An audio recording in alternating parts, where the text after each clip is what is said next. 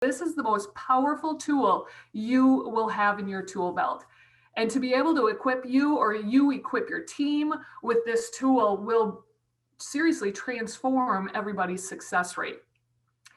You see here, we're talking about emotional intelligence, but then you do see the acronym EQ. So I wanted to just let you know that is my acronym. That's the acronym I choose to use when I talk about emotional intelligence. And I know that EI is actually the letters that should be the acronym, and it is for some people. But the way I learned it was relative to our IQ. I'm not even going to go there today with that relationship. That's a different class. But that's why the IQ and the EQ, it just makes sense that the emotional quotient is related to emotional intelligence. So when you see EQ, that's the emotional intelligence that we're talking about. All right, so like I said, most powerful tool possible for you to grab an understanding of what this is and to really embrace it within yourself. It will transform your success. Also, what I love about EQ is it is biological. Scientists, medical professionals are proving what is happening in our brain related to our emotional intelligence. So I'm going to give you a quick little science study here. We're going to talk about our brain and biologically what is happening, even though we can't really see it. Everything that we encounter, everything that we experience is going to come up through our spine. These signals that come up through our spine will enter our brain, and the first major portion of the brain that it enters is called the limbic section. And this is where emotions are experienced. So have you ever said or done something and 2 seconds later you thought, oh, I wish I wouldn't have said that. Oh, I wish I wouldn't have reacted like that. You know, if you could just chat. Have you ever done it? Just a yes or no? Because to be honest, oh, thank you, Ashley, never. Thank you, because it's just me, right? That we're just talking about me here. Stephanie and Sam, thank you, okay? Some of you can relate to this whole idea of regretting something you had just done. Well, what's happening there is you're proving that that signal went to the limbic section where the emotions are stored, and when you reacted, you were still in the limbic section of your brain. When you realized, oh, with the slap of the forehead and the grunt and the groan, when you realized maybe your mistake, that is proving that that signal went all the way to the front of your brain, which is your frontal lobe. That's where all your facts and logic and rationale is stored. Everything we do, whether it's a physical touch, whether it's an emotion, whether it's a thought, everything goes through the limbic section of our brain. Everything has emotion connected to it, but not everything has facts and logic connected to it. Because if we don't let it go all the way to the front of our brain, we're missing a major portion within that decision process. So keep this in mind that our emotions, our emotional intelligence is related to biology. It's related to literally how things are being transported through our brain. So keep this in mind, because we're gonna come back to this whole brain, how the brain is working. But we're gonna go ahead and we're gonna move on, and we're gonna talk about the actual definition of emotional intelligence. Okay, so emotional intelligence is your ability to recognize and truly understand emotions. And it's your skill at using this awareness to manage yourself and manage the relationship with others. In other words, emotional intelligence is doing what you know you should do, even though you don't want to. For example, I'm a runner, but I'm a fair weather runner. And it's freezing cold out. It's even snowed already. It's windy. It's 20 some degrees. I don't think I should run on those days, right? Yeah, well, that might be what I want to do, but that's not what I really should be doing to keep my body in shape. Or at night when I sit in front of the TV and start to relax for the evening, I think that a bowl of ice cream is absolutely what my body needs, right? Versus vegetables or maybe just some tea. You know, this is that different. This is where emotions are coming into play that, oh, I really want the ice cream. I really want the chocolate. I really want to dig into the Halloween candy, right? But should I? My scale, my cholesterol is maybe telling me I shouldn't. But that's facts and logic, right? I love the sweets, but my facts and logic is telling me otherwise.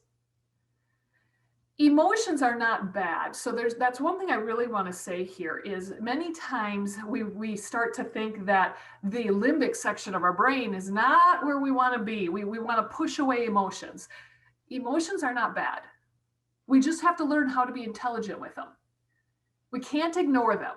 They really do mean something. They are really valuable within anything that we do throughout the day. Within the emotional intelligence realm, the best part of this is it's learnable. Whatever score you gave yourself within the EQ, your scale of 1 to 10, where you rate your EQ, it's learnable. You can get better at it. And here's the thing is you may have given yourself a 7, but it's never a 7 for everything. In any given situation, your emotional intelligence is going to be high, low, in between, and you're going to fluctuate quite quickly because that's what emotions do. So with this idea of our EQ being learnable, we can get better at our EQ. Okay, what are the things that are learnable within our life? What are the things that can be flexible over our lifetime? You know, what are the things that we're not really born with and we do truly learn? Well, I think of things like self-discipline. Believe it or not, we can learn and get better at it. Leadership skills. We can learn. I talk to many new leaders that say, I was really good at my job, and now I'm a manager and I have no idea what to do. And within a certain time period, they get really good at their leadership. Planning and prioritizing. Those are time management. Those are things that we hear, especially time management. We're always hearing little tips and tricks on how to be better managing of our time. How about our attitude? I mean, believe it or not, attitude is an EQ, part of our EQ. We choose our attitude and we can get better at it. We can learn how to be better at the different attitudes that we choose. Our communication skills, how we address conflict, our conflict resolution, our problem solving skills, motivation, accountability. Now, granted, we're born with some of these. You know, for example, I believe that one of my kids was born with just this magnificent drive. We are born with it, but we can learn how to tap into and increase those different areas. We can learn how to get better. Even when we're born with it, there's still so much ways that we can grow at that. So I want to go through right now. I want to go through some examples. One of them is a movie and the other is a personal example, just to kind of show you emotional intelligence in action. Okay, so in the chat, could you just yes or no answer? Could you let me know if you've ever seen the movie Sully? This is the movie about Captain Sully who lands an airplane in the Hudson River. Okay, many yeses. Okay, Selena, thank you. No, a few no's. There we go, Jennifer and Kara. Okay, so I'm going to explain this movie a little bit. I highly recommend that you check it out. And I did totally just give the spoiler. I didn't even alert you on that one. An airplane lands in the Hudson River. Hudson River over by New York. Spoiler alert, airplanes should not land in water, whether you're a pilot or not. I think we all know that quite well. It's a heap of metal that should not float. And this one does. So it's a happy ending. But what happens is after takeoff, some birds strike the engines, like get sucked into the engines and cause the engines to stop. So this airplane loses all of their power. They lose both engines. Captain Sully, who's played by, is it Tom Hanks? I totally just lost that one. But anyway, Captain Sully is obviously the captain of the airplane and he has a co-captain. So the main scene where the birds strike the engines is really in the cockpit. Now, like Barb shared, I do have some piloting experience. So it's really kind of fun to watch the movie and understand what's happening with all the different controls and all of their different processes in place. And I do understand and know that a lot of what they chose to do is because that's how they're trained. When your engines go out, or if you have a fire in the airplane, you are taught to go between the seats and grab this manual. Like literally a 3-bound notebook is what they, and you'll see the co-captain do that when you watch the movie. For somebody who might not understand how to handle an airplane when birds strike and you lose your engines, grabbing a notebook is not logical. But somebody understood within the airline industry, within the airplane industry, somebody understood that our brains shut down when we're scared or when we are in an emergency. Our brains shut down, which means the first thing, it literally is oxygen is pulled from our brain when we are in a fight or flight situation. Well, the oxygen is going to pull first from your logic section of the brain, and then it's going to go to the emotional. For me personally, I would probably start freaking out. I would hyperventilate. I would scream. I would cry. And that's really what is happening in the back of the airplane, in the cabin. The passengers are freaking out. But when you watch Captain Sully and the co-captain, they're not freaking out.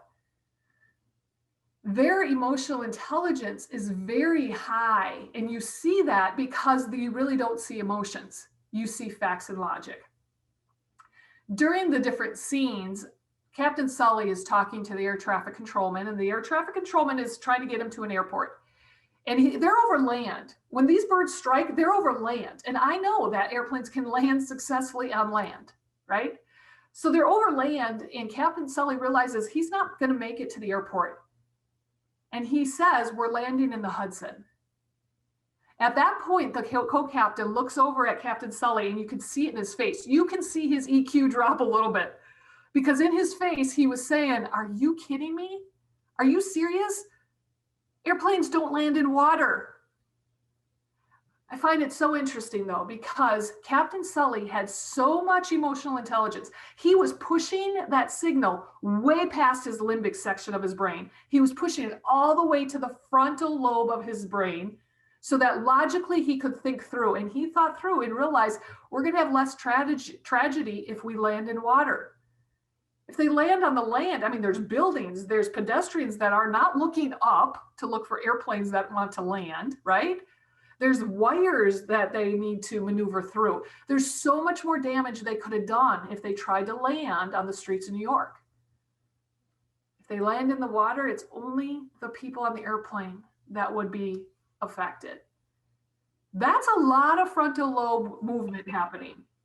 That's a lot of fact and logic, and that's a lot of non-emotion. Because of course we want to save ourselves, but yet he was thinking past that.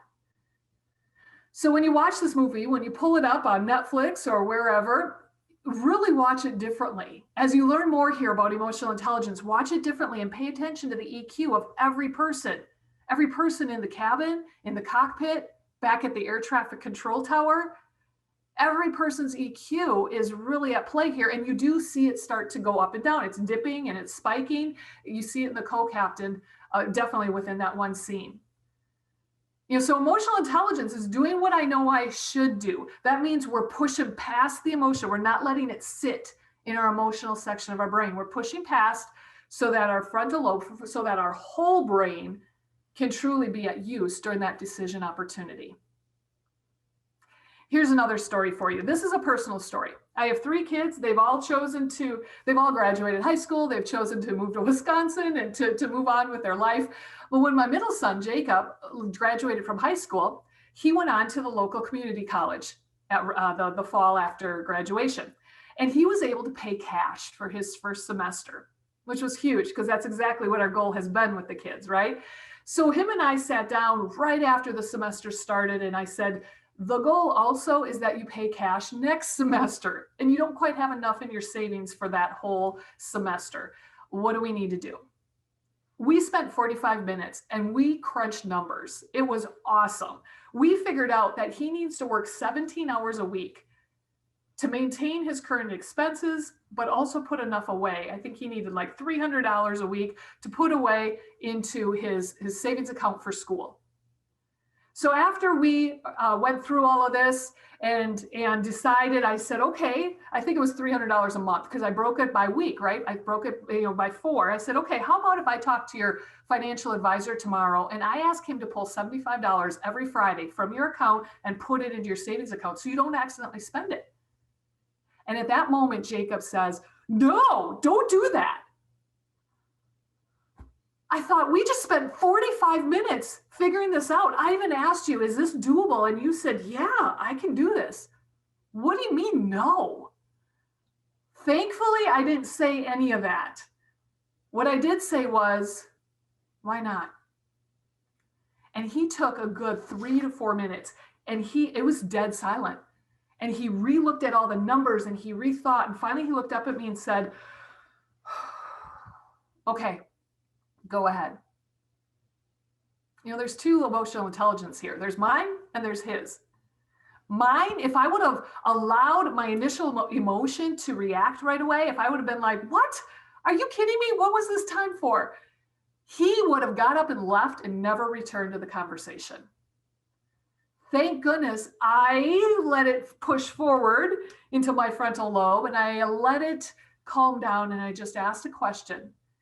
I mean, his EQ took about 3 to 4 minutes to truly recalculate and process and come to grips with. So there's just two examples. You know, I'm sure you're starting to think about ways that you personally experience EQ or that you see it in others. I want to go back to that image of the brain. I want to talk about the limbic and the frontal lobe. You cannot be in both sections at the same time. Okay, you can't be emotional and factual at the same time. Biologically, it's impossible.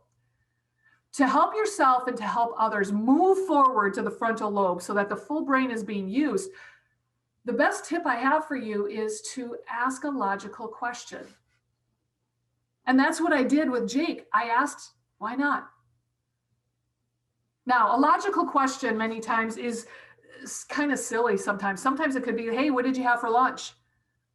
Totally unrelated to the conversation. But if there's drama happening, if there's emotion happening, I need to push you forward. I need to get you to flip the switch in your brain. So whether it's related or not, it's factual. If you Google emotional intelligence, you're going to see this type of grid where it talks about the different skills. We need to be aware before we can manage. We need to be aware of ourselves. We need to be aware of others before we ever can manage ourselves or manage others. You are now aware. You are aware of what emotional intelligence is, biologically, what's happening in our brains, and what you can do to help kind of flip that switch past the limbic section. Ask a question. So I said earlier, emotional intelligence is the strongest tool you can have in your tool belt. Actually, it's partnered with the question. You know, maybe you're not going to ask them what they want for lunch, but you could ask them questions like, what are you going to do? Or what can I do to help you right now? Help people push forward. Help people use their whole brain when they're making the decisions. Leadership researchers have found that when you judge success, about 6 to 12% of anyone's success is related to their IQ. It's related to their intelligence. It might be related to their technical expertise. 62% of their success is related to their EQ. 62% of all of our success is related to our EQ, not our college degree, not what we're an expert at, not what we know and have memorized in our heads. It's related to things that are learnable and changeable and growable. So be intentional. Continue to dive into this EQ world, research it and read about it and practice it. Increase your EQ, and I guarantee you're going to increase your success. Barb, I'm going to pass it on over back to you. Thank you for this opportunity. Thank you, Kathie. Does anybody have any questions that they would like to ask Kathie?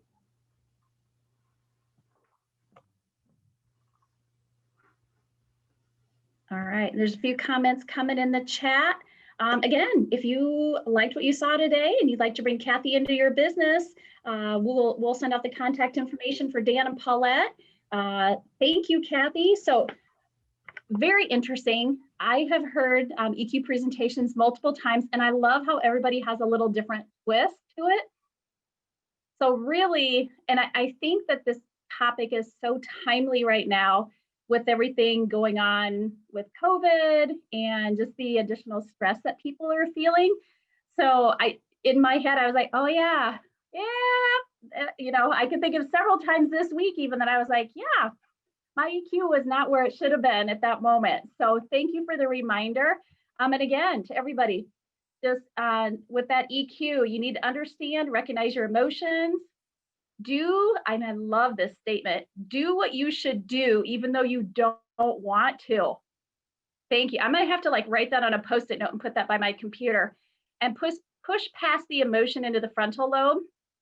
And then we can improve our EQ with practice and lots of work, lots and lots of work.